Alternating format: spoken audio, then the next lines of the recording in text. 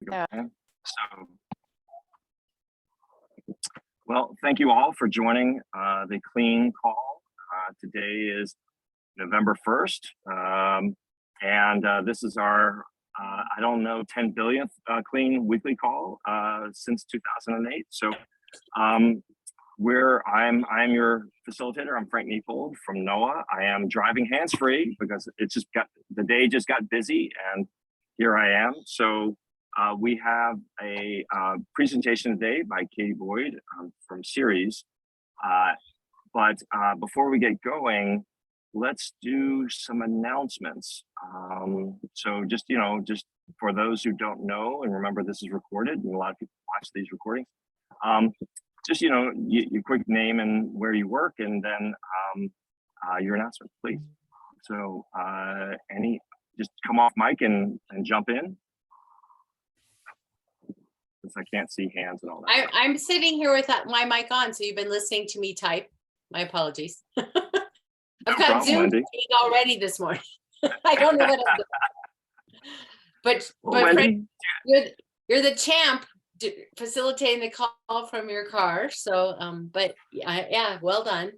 I do have an announcement. It's both personal and clean related. So as you know, I've been engaged in clean pretty regularly now for several years straight, missing calls only when I had to. It's been a vibrant part of my professional life. And as I have recently been telling people, and is now public knowledge, but of course there are a lot of people to tell, I have set a retirement date. And 3 months from today will be my first day as a retired professional meteorologist and climate educator. And I am excited. I am ready. It is driven by my family needs, but also a feeling of great abundance and gratitude that after 40 years of professional work, I feel that I have had a tremendous ride and had a chance to contribute my talents in a variety of ways that have been meaningful, fulfilling, and hopefully along the way helpful, as we all do. I am looking forward to engaging in the world in new and different ways. So while I'll never completely be away from this community, it will manifest in new and different ways. I don't know what that looks like. There's a number of things I haven't had time for 40 years. So between those and taking care of my parents and actually seeing my husband instead of being gone half the time, I think that my time will be pretty spoken for, at least for a while. So it's been, yeah, I'm retiring and I need to know what I need to do about my position on the board, Frank. Am I required to send a letter to the board that says you need to find a replacement for me, or is just knowing enough? Well, I mean, I think, and this is just me speaking. Wendy, I mean, one open question for you is, the board is made of people, not institutions. And so if you want to lay down your board membership and transition it, that's the first question. And then the second one is, you just let Anna and me know that, and Katie and Gina, and we begin that process. So, but just because you're leaving AMS doesn't mean you have to leave Clean. Relationships transcend organizations. For sure. We've had retired people on the board, and we also have been kind of, in this visioning transitionary period that we haven't been convening the board as often and things like that. So, yeah, something to think about, and email us and let us know your thoughts on it, but we can definitely work something out however you want to still engage. Like you said, if it's just here and there and you don't want the responsibilities of sort of being on the board, we can make that happen. But if you want to stay on the board for a little while and see how it goes, we can also work that way too. So yeah, we'll work with you on it. Just send us an email and we'll talk about it that way. I had been thinking so of making a completely clean break, because for my own health and future, I have never been, and since I was like 9, I haven't had a full calendar that has ruled every minute of my waking life. It was sports, it was school, I started working professionally at 19. I don't know what it's like to wake up in the day and not know what I have to do every minute of my day. And I'm really looking forward to figuring out what that life is like. So having meeting and board responsibilities that are scheduled meetings sound like not the direction I was thinking. You know, the hardest thing of all is stepping away from the causes and care of people. But I've also learned, I've retired once before. This is my second retirement, but it's my for real retirement. The people are everything, but you stay in touch with people. So yeah, and that's totally understandable. And congratulations, Wendy. That's very exciting, and I hope you do enjoy it. And yes, yeah, I'm not the please. first person to retire, and it's not my first retirement, but it is the first real one. That's right. And yeah, join us when you can, when you have a minute and you want to pop into a clean call. We'd love to see All right, you. I'll send you a little message later. That's enough about me. But since today just nicely falls on the 3-month anniversary, it seemed like a great time to let you all know. So thank you for your Yes. support, understanding, and I will be here right through January. You can believe it. I'll be at AGU. I'll be engaged at AGU, and I imagine that there'll be a lot happening at Clean related. And we'll yeah, we'll see you at AGU, and you'll still be here for AMS in Denver too. So and on top of that, speaking of AMS, you know, whoever does take your place at AMS, let them know we'd love to still connect with them. We love having AMS as a partner. So Right AMS now, education I am keeping a fire under the search process for my replacement. But I am not confident if a new hire will have been made by then. by that, yeah. But hopefully, I'm sure there's some sort of documentation you might make to pass along to somebody, or let someone else you work with know that we'd love to still connect with somebody there. Absolutely. So I still have the connections with Liz and other folks there too. So we'll. So you might not have heard that Liz took a new position 2 weeks ago.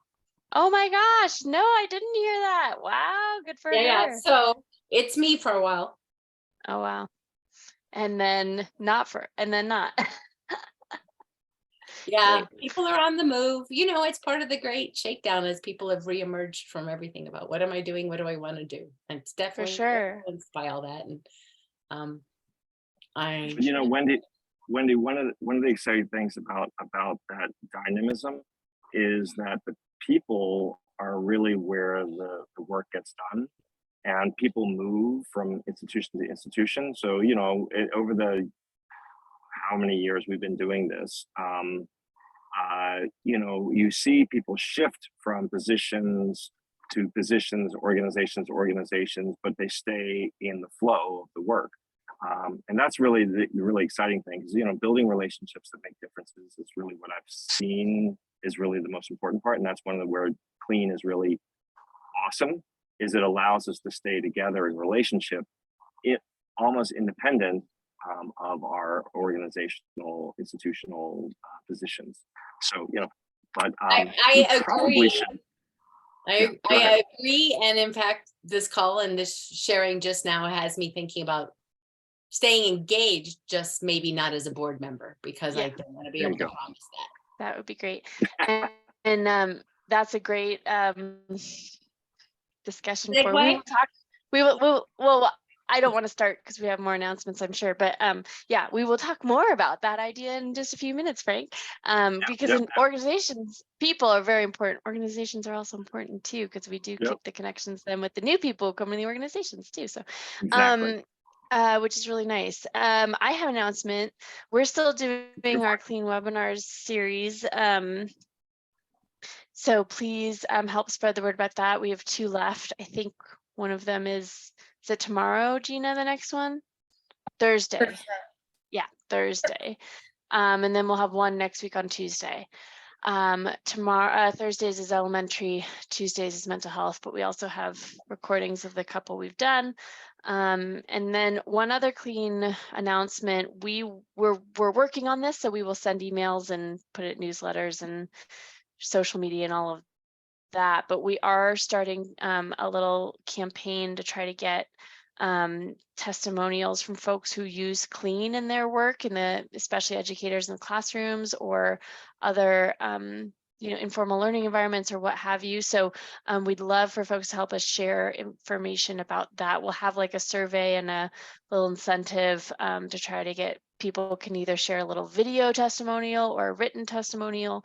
And we're just trying to kind of collect some of that information. So we'll share more about that through email and newsletters and elsewhere, but I just wanted to kind of let you all know that that is going to be coming pretty soon here, hopefully. Awesome. Thank you, Katie. Yeah. Actually, I'll piggyback on that with a quick announcement. Winston from the New York Times was working with me on an article about teaching climate change, and she was really zooming in on New Jersey. So there is a New York Times piece in the New York Times today about teaching climate change and the challenges in, and actually Clean was named in there. But so anyway, that's just one piece. It does feel like climate change education is continuing to stay as a news story and as a through point that people are interested in continuing to explore. So you know, that relevance is important to our work. So anyway, just, you know, you don't know where that is, I'm sure you can find it. It's like middle school climate change education, New York Times. I don't have the link right here, so Amy just shared the link. Amy put the link in, so thanks. All right. That's Thanks, Amy. really neat. Yeah. So any And other then announcements? Don has his hand All right. raised. All right, thank you, Don. I'm not sure if I mentioned this before. But James D'Amico has a book out last month, or maybe September, I guess it's November now. How to Confront Climate Denial, Literacy, Social Studies, and Climate Change. And that is just out from Teachers College Press. And he will be doing a session, an online educator session, December 13th with PRI at 7 o'clock Eastern time, and info on that will be in our next educator newsletter, which will come out sometime in the next 2 weeks or so. And I'm excited to read the book. I have not cracked it yet, but I'm very glad that there's a good social studies resource out there now. And James is a grad school friend, so I'm confident it will be good. That's awesome. Thanks, Don. Excellent news. Yeah. Thanks, Don. Do we have any other announcements? I have an announcement. This is Gina. I am not sure if anyone has heard mention of this yet, but University of Colorado Boulder is hosting the Right Here, Right Now Summit in December. It's a UN summit. And me and some other education folks have been tasked with coordinating the education side of the summit. And Patrick Chandler, who used to always be on these calls but couldn't join today, has been working really hard on creating these educator guides and collecting resources to apply educational perspectives to the summit. One of the really exciting things about it is that we are actually supporting teachers to attend the summit, pre-service teachers and current teachers. So I just put the flyer in the chat. If folks have teacher networks that they want to share this opportunity with, that'd be amazing. They'll receive a $75 stipend, continuing education credits as well for attending. And the kind of, unfortunately, the summit is invite only, so it is exciting to be able to, oh no, can't access it. I'll work on that. But yeah, so please share with your teacher networks. Pre-service and current service teachers are invited to apply. The application closes, I believe, November 14th. So yeah, that's exciting. Just to clarify, I know some of the summits happening in person. Is that only for people in the area, or is there for virtual participation for any teams? There is virtual participation. I don't think they have the details of that ironed out yet, but there will be virtual participation as well. So do share it for folks in other networks beyond Colorado or beyond Boulder area. Awesome. Thank you. So Gina and everybody, as you know, everything is so active. I can't recall whether we've amplified that on social media already. We wouldn't if it's not out there yet. No, we just finalize it this morning. Okay, so- good. Well, and will it come out through Clean or through CU or how? We'll share on Clean social media. Although we might share it on Series ENO social media. I would It's- say either one. Can you just make sure I see it? Like fire me a message saying it's out there on this, and then I'll spread it everywhere. Okay, that sounds good. Would it be helpful to do your personal Twitter, Wendy, or just the AMS education? Oh, do AMS Ed, please. Yeah, Sounds if there's, good. if an email to the clean list that's just forwardable to teacher listservs, that would be great. Okay, cool. I'll do both. I'll tag AMS and I did mean to also share on the clean list, and it'll be in our upcoming newsletters as well. So hopefully with those methods, everyone will see it. And we appreciate it. We're pretty excited about it. So thanks for sharing. Awesome, Gina. Any other announcements? We're getting close to getting into the presentation time. So any like burning announcements?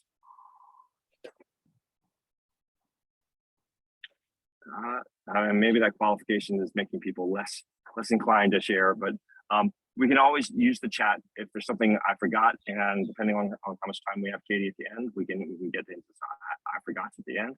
But Katie, why don't you go over to the clean social networking analysis that you've been doing and take it away. Mhm. Great. And can you see my slides? Sure can. I mean, we can see the Great. slides on the side. There it is. Now we see it full screen. Thanks. So you all know Clean. There's sort of the three different big pillars of Clean. The collection, our teaching support, and then the network. So here I'm actually focusing on the network. We do so much of our focus. I know on these calls, obviously, we always talk about the network, but Gina and I and folks at Clean focus so much of our time and energy on the other parts of Clean. It's really nice. We've been doing this analysis on the network itself. You all know about the network, but I just thought I'd mention, this is our community of practice. We have the calls, which you all know about because you're here, and our email list, and really just supporting climate and energy education in many various ways. We also get together at conferences, try to do networking and connections, and many different ways of supporting people and connecting people who do this kind of work. So last year did a survey of the network, and interestingly enough, we've recently found out, and I'll talk a little bit about because the next slides are about the sort of network information, that people responded to, what kinds of things they do, how they interact with the network, etc. But we just found out at the end of last week, or mid last week, that actually quite a few people who took our survey are not necessarily in the network. So we're actually going to redo this analysis focused on just the network members to get a better who actually, what the network is. I don't think it'll change drastically, but will be interesting to see how this changes a little. So just caveat that this actually does include people in the network and non-members. The survey went out last year, kind of around the holidays, and extended into January time. And we've been working on and analyzing it ever since then. And we had Casey Bush do a social network analysis, and I'll talk about that a little bit later. But we had two parts of the survey asking questions that helped us do the networking analysis piece: who are you connected to, and what, how does your work connect you to other people? And then this is more about the network, who you are, and how you interact with the Clean network. So most of us are some sort of educators or do work in education to support educators. There's also quite a few, so you can see college educators, informal educators, providers of curriculum and and professional development. But then and then classroom teachers. We also have quite a few scientists, and community organizers are kind of the next big groups. After that, it really steps down quite a few. Fewer people who do some of the other categories of things, but still quite a diverse selection of people, which is nice. We tend to work in, so we asked everybody which of these 5 sort of subfields or dimensions do you work in, and these are what also were the basis for the network analysis I'll talk about a little bit later. But the bulk of people really work in climate and energy education, focused on the education side of what we're calling education. So that's another thing we've had to address is we call this the climate education sort of work and network and field, or climate and energy. But then within that, there's also these different sort of aspects of that work. Education is very broad. Do you do professional development, workforce development? Do you do community, community engagement and education within communities? Do you work in classrooms? Do you work in museums? There's many different aspects of that. So the education side of it we defined as more like formal and informal learning spaces. And then the climate action, empowerment, and community engagement. So those 2 categories really had the bulk of people who worked in them. And then fewer people worked in workforce development and specifically on sort of diversity, equity, inclusion, and an anti-racism efforts within the broader education field. And then even smaller chunk of people worked in climate and energy policy. Most people tended to work with youth and students as their audiences, but then we also have people work with adults and educators, communities, scientists, etc. And then this was interesting to me. We asked whether this work was your, what kind of capacity did you do this work? Is it your main, professional work, or is it something you kind of do on the side? And we actually have quite a few people. Majority of us do this work as our main professional efforts, but we actually have quite a few people who do it as volunteer work or as secondary efforts within their professional work. So that was interesting to see. We have most people who have joined us in the last decade or so, not a huge number, but a good solid number. About 10% or so were a member from the very beginning of 2008. We had quite a few people join in the last decade of 2009, about a decade ago, from the years of 2009 to 2011. So in that early period of CLEAN. And then sort of smaller chunks as we come forward in time to 5 to 8 years ago, 2012 to 2016, 2 to 4 years ago. Both those are about 20% of people. And then we still have, not as many people, but a good solid number who joined within the last year. So this is nice to see the membership, people stick around, but also kind of, we keep refreshing and getting new people in. What do people do in the CLEAN network? Actually, this kind of surprised me. But quite a few people have participated in the Tuesday calls, even made a presentation on the Tuesday call. People interact with us on social media. They attend our networking events or other gatherings at conferences, and then kind of goes down from there. But people really seem to interact with CLEAN on many different levels, which is nice. We had, not that many people say I haven't really participated at all. In terms of the Tuesday call, since that seems to be kind of some of the largest engagement, how did people participate? In those, we tend to have people come for presentations, which is nice.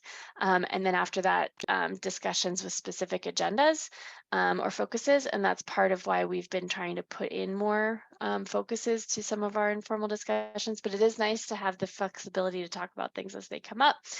And people still join for those as well.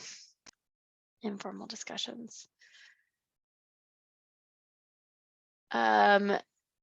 People use the network to have discussions. Like that's one of the biggest things that came out of this.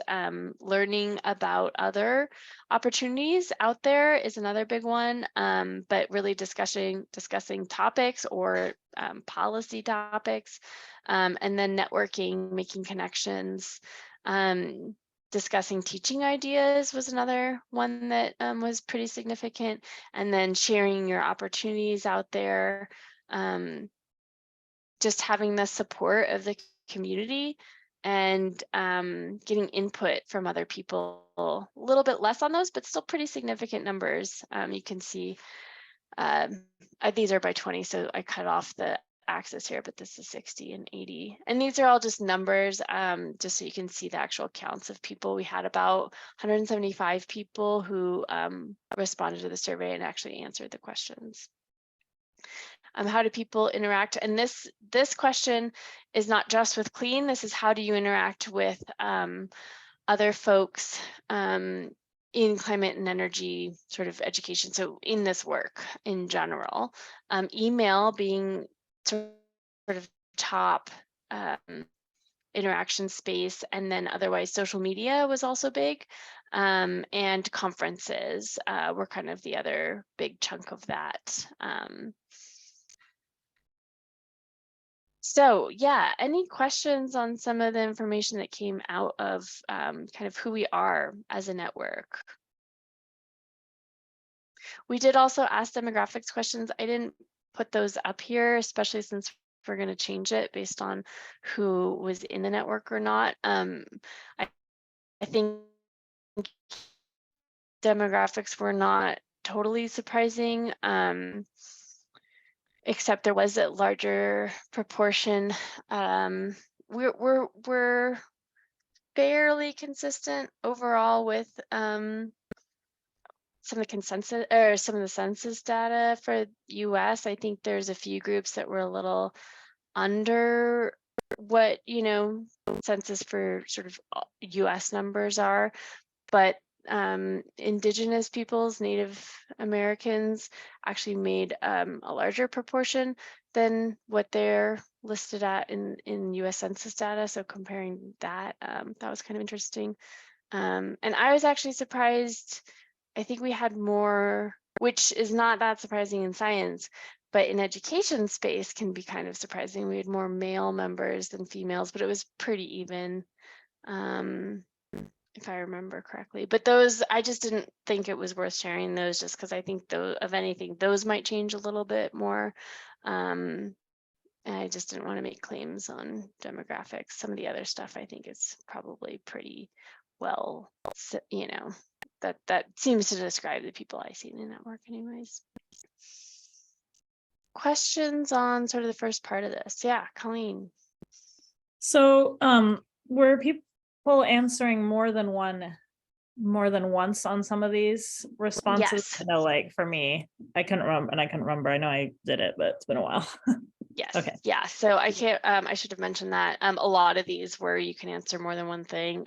These ones, obviously, you could answer more than one. I think a lot of these were. This one you could only answer one thing for the membership. The amount of time you've been a member.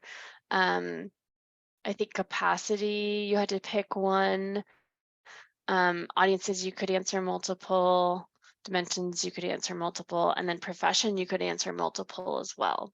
So that's part of why I put the counts in here too, because when you do percentages, you have to just decide what kind of percentage you're doing. Are you doing it out of the total number of people who answered, or the total like number of responses that were made, like options picked basically. And I hadn't quite made that final decision yet. So that's part of why I kept these as count. So you can just see how many people actually like answered each response. But yes, they could, for a lot of these, they could pick multiple. Katie, could you go back to the first map, the first data piece? This Thanks. is That's the one. I wanted to take a closer look at that. Meant to get a screen capture and missed Oh it. yeah, and all these slides are shared on the they're on the Clean Network, the teleconference page too. So you'll be able to Awesome. get them themselves. But yeah, take your screenshots, because I know sometimes I like to have just the one picture of certain things, but yeah, just so you know, you have access to these slides as a PDF right now. Thank you. But do keep in mind that, you know, these graphs may change a bit as we redo this analysis here too for just network members. So this is where we were trying to make claims about like, here's what the network's like. And then we realized we actually have some folks not in the network who answered these questions, which I thought was really interesting and gets into sort of the next piece of this. One of the big claims that we're trying to make in the paper we're writing out of this on the social network side is that Clean is really important for spreading information. And I think that actually, to me, shows we really just shared this survey with Clean Network and then on our social media platforms. And we had a pretty significant number of people not in the network take the survey. So like, to me, that was really interesting. We didn't expect that, but I think it just shows how information spreads, because people from Clean took this and shared it as an opportunity for people in this field to be able to, you know, take this survey. So it just spread. We didn't even expect that. You know, we were sort of expecting only Clean Network people to take the survey because that's where we shared it. But we actually had quite a few people. I can't remember the exact numbers, but it was more than maybe about a third of people that took the survey were not of the network. So the word got out there despite us not sharing it that widely. So that's really interesting to see. And I'll talk a little bit more about that in this next piece. So, but real quick, any other questions? Oh, and I haven't been watching the chat. Did anything I'm in the chat that I should respond to? Thanks, Gina. Put the PDF in. And I'm not watching the time, so I should do that. 11:30 should be good. Great. Other thoughts on this first part? Otherwise, I'll move on to the next.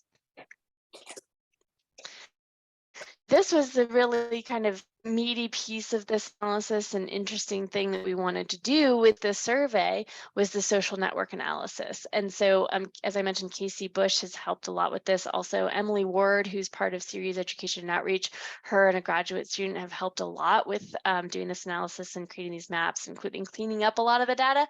That was a big part of this, was trying to, you know, get people's names and places where they work extracted when other people put them in there, and making sure, you know, we connected all of those to single people instead of having duplicates and blah, blah, blah. So then from there, the social network analysis, it's run through certain programs. You can do it in different programming languages, but I think Casey used UCI. And then, but these maps I'll show you are actually made in R by a graduate student who's been working with our Series Education and Outreach group. And this is where it's not simple, but once you figure out how you can run it through some of these system or, you know, programs that do this analysis, it can be pretty simple. Once you clean up all the data and kind of put all these names in there, you basically make maps out of who has said they have a connection with somebody.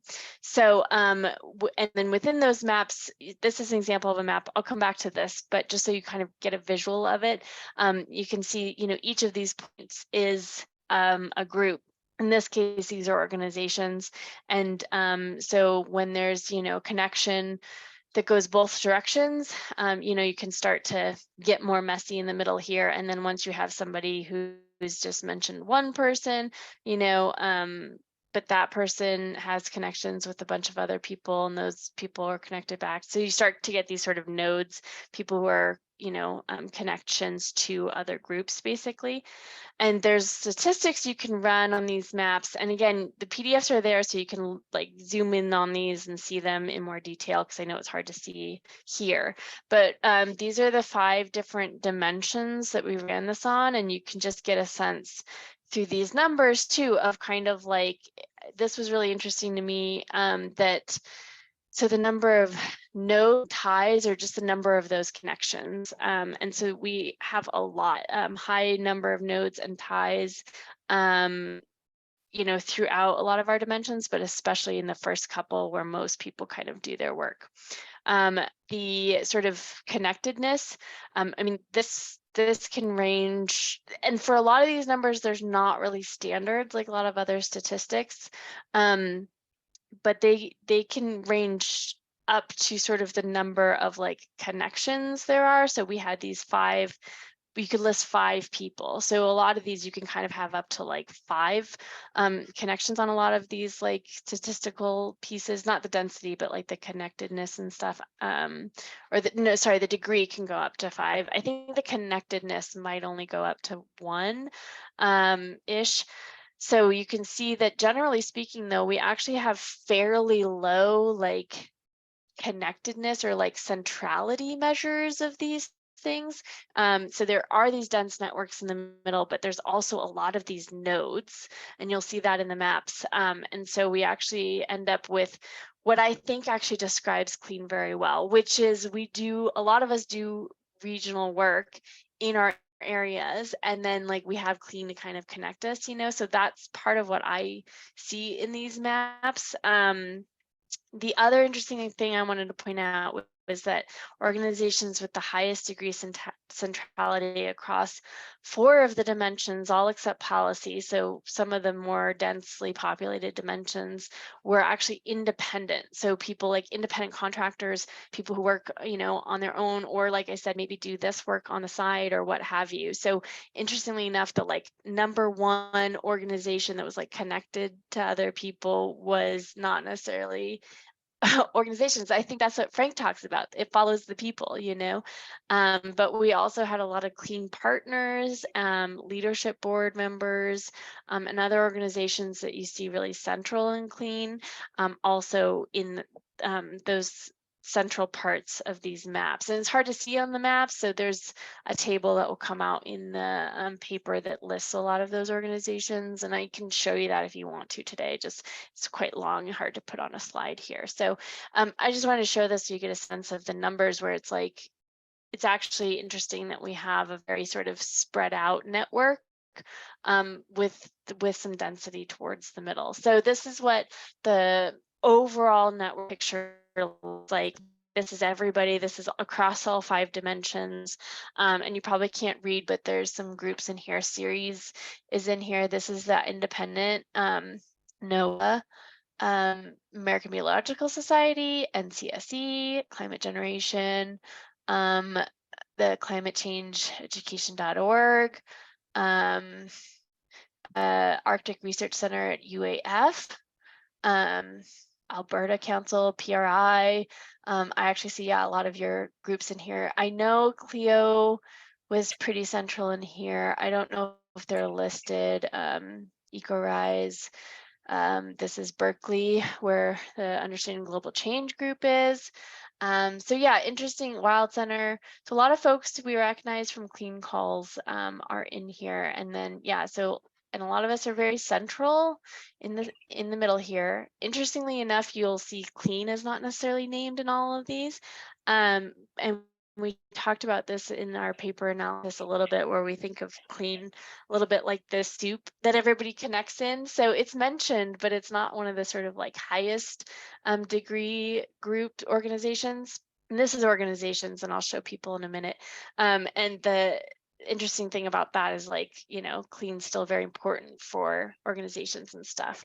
But you'll see like these nodes, as I mentioned, these groups that like other people from Clean are connected to, and then they have connections out from there. And so that's what I was talking about with information spreading through. We call these, KC at least calls these bridgers, organizations and people that are well connected to Clean, and then also connected to other people who are less well connected to Clean. And that's really how we see the information sort of spread out to networks beyond Clean. So that's really interesting. Yeah, Colleen. So I'm sorry if I missed it, but when you're saying this connect, I was like trying to understand how these were captured from the survey. Is this like organizations that people listed who that they worked with? Yeah, Okay. exactly. So Okay. in each dimension, you could choose which dimensions you worked in, and then you got the questions for those dimensions. And Mm. then you had two different questions. One question asks you to list 5 top organizations that you work with most closely. And then Okay. the other question asks you to list 5 people that you work with most closely in the Okay. field. And so, yeah, that's what created the connection. So like if Okay. I said you, and you said me, that would be probably more centralized connection here. Whereas like, you know, you said somebody and they didn't even take the survey or they weren't mentioned otherwise, you'd probably end up as one of these like nodes basically. Okay, thanks. That makes, yeah, that helped me wrap my head around it a little bit more. Yeah. So this is organizations, this is people. We can't name people because of, you know, we did this through IRB and privacy and all of that. So you can see in the name maps, people just have numbers. But the people maps, we were also able to make maps where, and we're redoing these maps to be different colors, so it'll be a little more obvious, especially if anybody on here is colorblind. I apologize because it might be hard to see the difference between green and red sort of colors here. But I can send you links to the new maps when we make them if you're interested. But the red are people who are not in the network, and then green are members of Clean. So, and again, you could be in this map and not have taken the survey. So that's another thing I forgot to mention, Colleen, that's kind of related to your question, that you know, you could be listed as somebody who is a connection for someone else without having taken the survey. So for the most part, those are probably going to be more the node people though, because if you took the survey, you're likely to then have more of the connections and be more centralized. But it's interesting because, you know, we have a lot of these nodes, and then you also start to see in some of these maps what they call constellations. So people who are maybe took the survey but don't have as strong of connections into some of the centralized areas. And that's, I think, some of what Frank gets at, you know, where people, it's really interesting, some of the organizations really kind of maintain a lot of this like connectedness. Once you get looking at the people a little bit more, you tend to have a few more at least of these kinds of people that you know, have a connection to Clean through the network, but maybe not as well connected to some of the other people in the network, which is just interesting. But again, I think kind of showcases a little bit of how information can spread. You know, you send something out through Clean and somebody out here just sees it for like, this is a member. So this person would see that email and then be able to share it with this network, but they otherwise wouldn't get that information, you know? So yeah, Frank.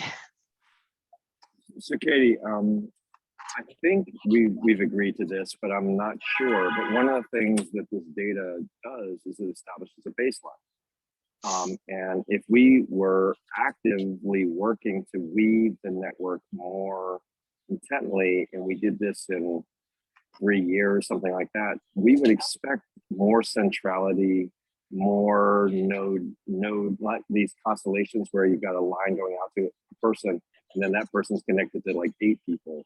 If those 8 people would be more connected into other people, but that's networking. Like there's like engineering the network to actually be more connected, more central.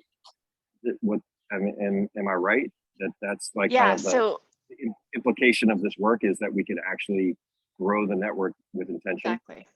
Yeah, so Super. exactly. And that's some of the things we're working on and going to work on. And I was going to talk about that a little bit with next steps after the maps. But yeah, that's exactly like we've talked about trying to we're going to create an invitation email based on the work once we have the paper a little more figured out on like what the implications are from this work a little more hammered out. We'll put that into sort of a bullet point email of like, here are the benefits of being part of Clean, and we're going to send that invitation out to people who took this survey but aren't Clean Network members, and ask people who are these nodes, to share it with their people. So for you know, a lot of these are really good examples of someone in the network, someone in the network, someone in the network, but they're connected to a bunch of people who aren't in the network. You know, here's one person that's in the network, but a lot of these have a lot of folks who aren't in the network in these sort of constellations. So some of these nodes, we've actually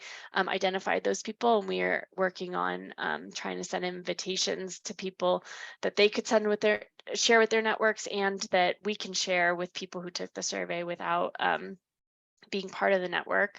Another thing we've done is identify some of the more like important nodes who have a lot of connections, and ask them to join clean calls and be more involved with like facilitation on clean calls and things like that. So we're trying to work on that. And then the next step in this actual analysis we'd like to do as well, Casey's interested in this, is try to send the survey out again to folks who were named but didn't take the survey, and see if we can get a more like broad view of the actual landscape of all of this work instead of just a clean network. But that's kind of like next steps, and we'll need to, you know, come back to that. I'm just going to show the maps just because I know I'm running like we only have 10 minutes left. I want to make sure people have time for questions and stuff. So these are all in the slide deck PDF. Gina linked it. So please check it out, and you can zoom in more and see these. But this is the education dimension organizations. So again, one of our more developed networks, more centralized, you know, really education, more people work in it, and it's, you know, pretty well got good connections in here, which is nice to see. This is education and people. And so again, pretty well developed, you know, network with central aspects, and then nodes of folks who, you know, have their own connections. But again, to me, this showcases like, you know, I don't know who these people are, but like we know this happens, right? Like I know there's a whole, you know, bunch of folks who work on the energy education side and are a little more specific to that. And so one of these people is probably an energy education person and then has connections to other energy education folks. Or, you know, there's groups, Climate Generation works in Minnesota, Wildsetter works in New York. You know, there's the group in Alaska I know that does a lot of this work. So there are these sort of connector folks who then, you know, are connected to those regional people, you know, or whatever it is. So to some extent, we do expect these maps to look like this. This one is the community action engagement dimension. So a little bit less dense than education, but still one of our more developed networks with a lot of connections in there. And then again, still some of the node and constellations outside of that. And then this is people in the same dimension, community engagement and action. And then this is the diversity, equity, inclusion, and anti-racism dimension. So you can see it gets a little more sparse also because there's fewer people who worked in these dimensions. So fewer people responded to these, but still, you know, somewhat centralized with just a few constellations. And then people, again, some central areas, but also a lot of constellation work. And this is where, you know, trying to reach out to some of these other people will hopefully, as Frank said, you know, develop more of these networks. And then we get into workforce development and policy next. So organizations and people, I'm always going in that order. And you can just see, you know, many fewer people working in these fields that answered the survey, and you know, not as strongly connected. This one really doesn't even have like a centralized kind of connection area. And then policy. And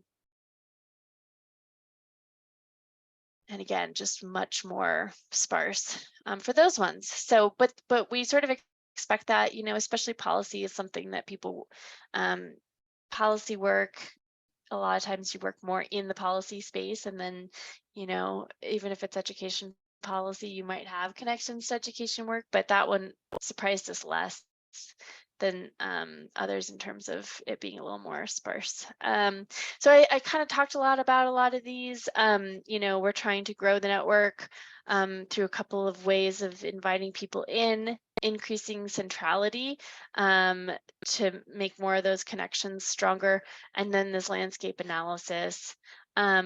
We're thinking about ways to fund, trying to especially the landscape analysis work, or if we can use this data to help us find funding for things like Excels was a big effort for us this year. If any of you participated, we really appreciate it, and we want to keep doing that.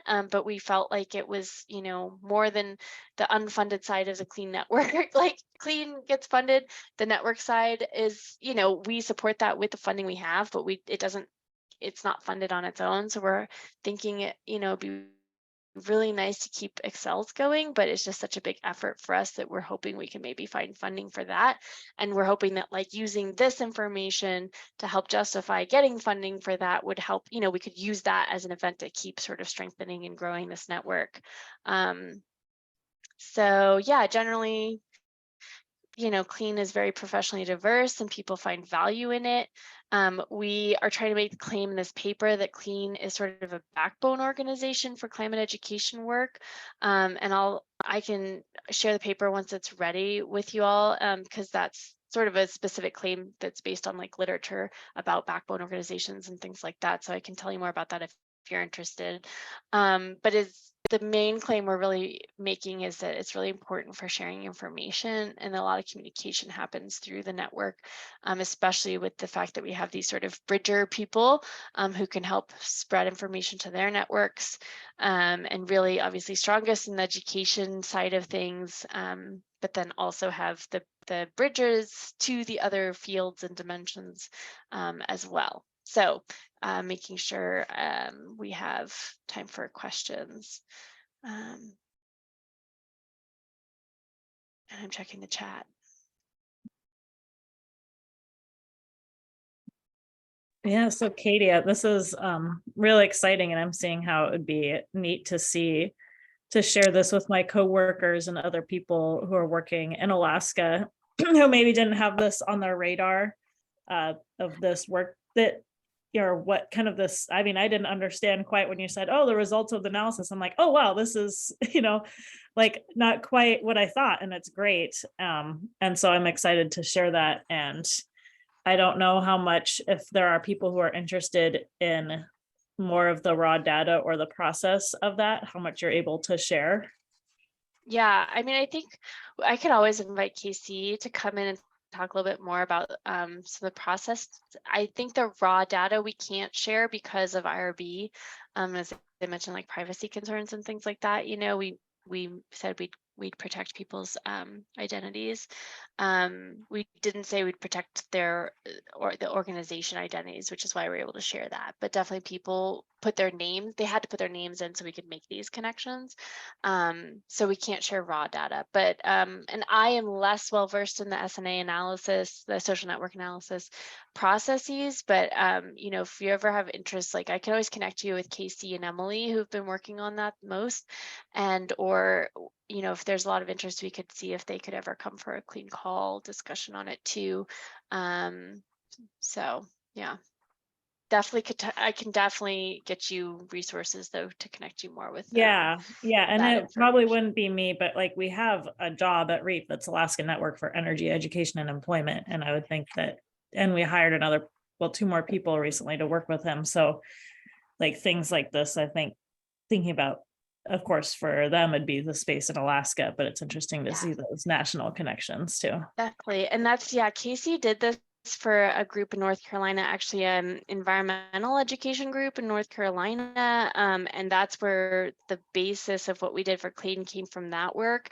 So she's interested in this kind of stuff. She obviously can't do it for free, but she works in, academia. So in this case, we haven't paid her, but we're doing this publication with her and hopefully going to get another publication out of it. So that's the kind of thing that, there's some currency there with publications. So I can always connect you with her if there is interest in your group to talk that. I don't know. She's a professor. I don't know how much she's busy, how much time she has for another project like this. But I do know that she has interest in this work and has done it on regional levels like that before. So definitely it might Okay, be that's something good to know. Yeah, and I mean, I don't know what they'll think. I just think it's like, Yeah. oh, that's interesting what so far. And then I Yeah, think it's the there's kind of requests. thing in a paper she shared with us. They did it in like Pacific Islands for like climate scientists and made a whole like network analysis of like the climate scientists who work in the Pacific Islands. So this can be used in many different sort of contexts and things like that. So there's definitely, and there's literature out there. So even if you don't have Casey herself, there's and Emily took like a PD on social network analysis. So that's part of how she, got up to speed to be able to work with Casey on some of it on our end and get the data cleaned and the maps made and things like that. So so yeah, there are other ways you can get trained in doing this kind of analysis too. Katie, Katie. Amy was asking if you could just go back to the workforce slide there. Which Sorry, one? Shane. No. What? Do you want the people or the organizations? I don't know. I do have the PDF too. I was just intrigued, to see, like you said, how disconnected it is. Mm-hmm. Yeah. But Amy, one thing to remember in that disconnection is it's two things. It is disconnected, it's emerging, but it's also a subsample just of who answers the survey. I think, one of the things that excites me about this kind of another round is like, there are other groups and other parts of the network that need to kind of focus there more. And did they complete the survey? Or is there really that much disconnected work? Both possibilities exist. And so kind of teasing that apart is, I think, what's really exciting to see. How do we operationalize the network weaving going forward? Mm-hmm.